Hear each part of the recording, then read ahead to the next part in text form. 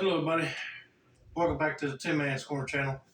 I'm your host, Jeffrey the Tin Man Taylor, and today I'll be reacting to another Mr. Nightmare video for you guys. And the one I'll be reacting to today is 3 true scary horror stories. So these are just random scary stories that he just compiled together in this one video. So I'm gonna turn the lights back off for you guys, and let's get this reaction on the road and in the bag. Alrighty, everybody, here we go.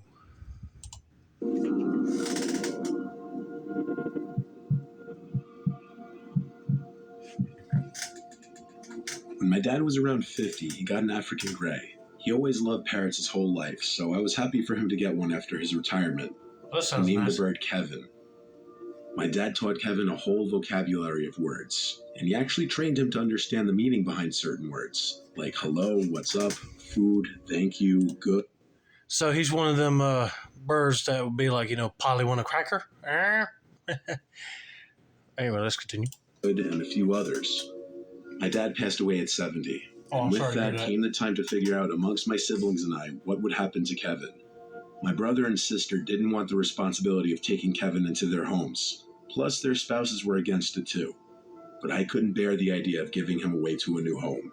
Kevin was and is one of my last connections to my dad. In a sense, that was his best friend. So I decided I would take him into my home. I put his cage in the den of my house. My house doesn't have a basement, so the den is considered the lowest level of the house. Kevin is a moderately noisy bird. He can be a chatterbox some hours of the day, usually earlier on. But later in the day and at night, he quiets down. When he's too noisy, I'll throw a blanket over his cage, and that normally quiets him down. I watch TV in the den at night to keep him company. Then around 10, I'll migrate to my room to let him go to sleep. That's pretty much the backstory behind Kevin. I've been taking care of him for 2 years now, so I know exactly how he behaves and when he's acting out of the ordinary. Speaking of out of the ordinary, there was one night in December around 11 p.m. that Kevin started making sounds while I was trying to sleep. I sleep with the door open since I live alone and need to be able to hear anything if something's going on in the house. Hearing him making his squawking noises past dark, especially this late at night, is unusual beyond doubt, and something was irritating him. I went down to the den to see what was bothering him. He was wide awake on the lower perch of the two in the cage. He looked at me and was saying things like hello and what's up, and his name. All the while he was nodding his head up and down, moving his whole body in the process as if he were dancing. I tried to feed him, but he didn't eat, so I covered him with the blanket, hoping he would stop. I was in the kitchen when I stopped inside, because he was still making the noises, and I had a feeling he wasn't going to stop. What's wrong with that bird? Having work the next day, I couldn't afford to lose sleep because of him. I really didn't know what to do. I'm still to this day not exactly a bird expert. I went back downstairs and uncovered him. He was still doing his little dance, bobbing his head and body and making his distressed sounds. It didn't click with me until thinking I heard something in the pantry closet a few feet away from his cage. I walked over to it and hovered my hand over the light switch to the pantry, which was outside of the door. The door has one of those big glass panels that many pantry doors have, so when I flicked the light switch, I saw the outline of a body on the inside. My fight or flight response kicked in, and I chose fight. I opened the door screaming, trying to get my adrenaline rushing, and I grabbed the man in the pantry closet out and threw him to the floor. He tried to fight back, but I easily overpowered him and had him in what I could best describe as a chokehold. There you go. He was a 50-something-year-old homeless-looking man with a smell to match it. I yelled at him, "Who are you? Why are you in my house?" He tried grabbing my face to possibly gouge my eyes or something, but I continued to wring his neck and punch him. That guy sounds dangerous. During all of this, Kevin was going berserk in his cage. When the man on the floor seemed weak enough, I literally sprinted for the nearest phone and came right back and kept him on the ground while I called 911. The man was taken to jail, but he had no ID on him, nothing. He was homeless and had nothing to his name, and as such he was considered what some people call judgment-proof, meaning even if I tried to sue him, I wouldn't get anything from him. He had raided my pantry closet that night and had opened jars of peanut butter, boxes of cookies and crackers, and all sorts of other boxed and canned foods. If it weren't for my dad's parrot, I don't know what else that man would have taken or done in my house. I'm grateful for Kevin. And I like to think part of my dad is watching over me in that bird. Well, I'm glad that your parrot was making some noise to let you know that there was somebody in the house. And that's what I was thinking. I was going like, there was either a ghost in the house and the parrot was trying to alert the owner, or it was actual person trying to steal something. But yeah, I'm glad he got him. Thanks to his bird for saving his life, basically. But anyway, let's continue on with the second story, shall we?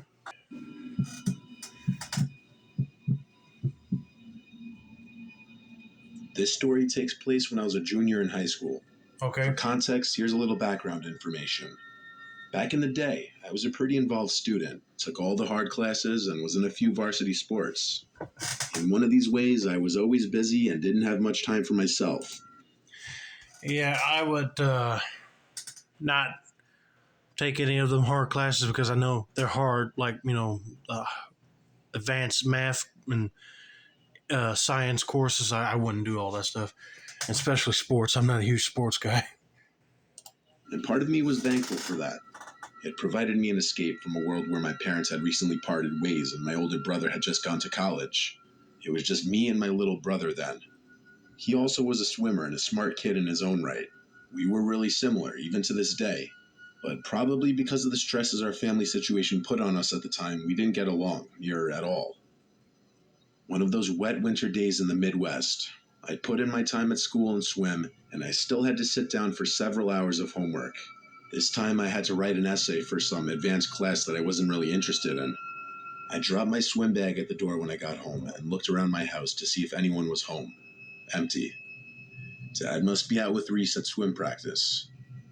His club team had the slot at the pool after the high school team was done. I popped in a mouthful of Cheez-Its and headed down to the basement to my office to get some schoolwork done.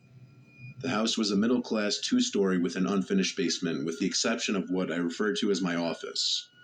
From a career past, my dad used to work from home, but no longer did. I was the only one who used this place, so my family, or what was left of it, just called it Quinn's office. Oh, that would be nice for me. It'd be like a room big enough to put my own office in. I said I'll be like jumping for joy. But anyway, let's continue. So I made my way across the concrete floors and unattached carpet samples down there to the one finished out room in the basement. I flicked on the CFL light. It was like any other night after practice. I still had hours of homework to do. So I turned on the computer and started typing away. I was typing for what seemed like an hour, trying to bring to words to what the concept of hedonism and the picture of Dorian Gray meant to me as best I could, or as convincingly as I could. Out of the dark, I heard my little brother call out to me, "Quinny, Quinny, come up."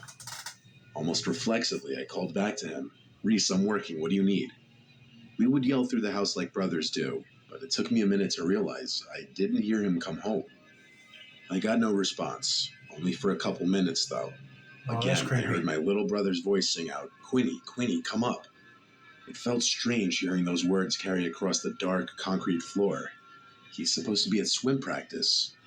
I called back out to him, asking if he needed anything, but again, I received no answer. I thought about just starting my essay again, but the family situation was delicate at best, and I didn't want to be in trouble if my little brother actually needed something. I made the decision to get up and go find out for myself. I bounded up the basement staircase, the only way a high schooler can, and I called out again for my brother. "Reese, what's up? I'm really busy." I checked all around the main floor looking for my little brother, or even signs he was home. No shoes, no backpack, so he wasn't home, and there was no car in the driveway either. The only reason my dad would be gone right now would be to pick him up. Satisfied, I turned back for the stairs, when I heard my little brother's voice ring out, "Quinny, Quinny, come up." This time, every hair on my body stood on end. It just didn't make sense. He had to be at practice, and if he really needed me, he would have come to me. I go to the base of the second floor stairs and called out to him one more time. "Reese, what's going on? Are you okay?" For a minute, no answer. "Reese, I'm really busy. Can you tell me what's up?" It's quiet for way too long as I stared up the dark staircase. Logically, I had no reason to believe anyone was up there, until I heard Reese's voice calmly speak this time and not call out in his sing-song way those same 4 words. "Quinny, Quinny, come up." What? I asked under my breath. I couldn't comprehend the situation. I did quick inventory of any probable scenario. Break-in? Wrong voice. A prank? I would have seen something at No, this it point. wouldn't be a prank. It had to be Reese, and maybe helping him would make me a good brother. So I began up the stairs. My heart pounded with each step, and I was about to make the landing to the dark second floor. Then I heard the buzz of the garage door motor. I ran back down the stairs and looked out the window. It was my father's sedan, and him and my little brother got out. I stumbled from the window to the hall where they would enter, and I felt my heart almost stop beating. I collapsed on the floor and just started to cry uncontrollably. Well, I'm glad your brother and dad showed up, but it was probably somebody trying to mock your brother's voice, try to lure you up the stairs or down the stairs. Yeah, I'm glad that that they came home, but I'm sorry you had to go through all that torture. Anyway, let's get to story number 3.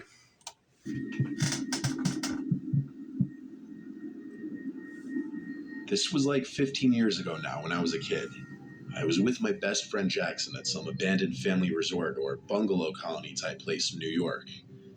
It was off a main road and then down a private dirt path driveway entrance, and it was a rather large property with a bunch of old abandoned buildings, including at least 10 small bungalows, a main hall, a few bathroom stations, and an indoor pool house. Along with that was an outdoor pool, a shuffleboarding area, and a kid's playground. Everything was old, run down, and with tall, overgrown grass growing over it. We found this place accidentally one time, walking down Route 209, but we didn't explore it that day. We came back another night. By the time we went, it was past sunset. The sun was kissing the sky goodnight. It was getting very dark, but we didn't want to come during the day in fear of getting caught and getting charged with trespassing. We brought along walkie-talkies and flashlights with us to communicate to each other when we'd split up. We started looking around the bungalows together. Most of them looked the same and were relatively small. Right. 1 or 2 beds each, a small kitchen, and 1 bathroom each. Some of them had these little living room areas. Halfway looking through these bungalows, I split off from Jackson because he was moving kind of slow. I tried to enter the building that looked to be the main hall or office or something, but every entrance was locked. I walkie-talkied Jackson to tell him that the big building was locked. He didn't walkie-talkie back. I wondered if I was out of range from where he was. 2 minutes later, I found myself at one of the 2 bathroom buildings. It was probably a 400 square foot building. There were no doors to the building, though. It was unusual. It just had 2 big openings, one for the men's room, one for the women's room. I remember the signs being faded and worn out looking. Then I saw these red tracks on the dirty old concrete bathroom floor. Now, I'm not going to sit here and say they looked like bloody footprints. That's what I was I thinking. couldn't explain what these red marks could be then, and I still can't say for certain now. Regardless, it was pitch black inside that bathroom around that corner, and that was the first building I was scared to enter. I tried walkie-talkieing to Jackson again, hoping he was in range this time. I pressed the button on the walkie and said, "Yo, where are you?" When I let go, I heard the beep sound that the receiving walkie makes after getting a message from inside the bathroom. Oh, It gave no. me a near heart attack. Then I thought Jackson must already be in there, hence the red-looking footsteps. I called his name, and it echoed into the bathroom. I was actually about to step into the bathroom thinking he was hiding from me, pranking me, when I heard Jackson's voice call out from the distance behind me, outside in the darkness of the night. I heard him getting closer. Couldn't see him in the dark, but he obviously saw my light, so I yelled back, "I found your walkie-talkie." I started stepping into the bathroom, but then he said back, "Don't go in there, I never went in there." This is when I turned around and hurried right out of there. I pressed and released the talk button really quick on my walkie, pausing the beep again from inside that pitch-black women's room.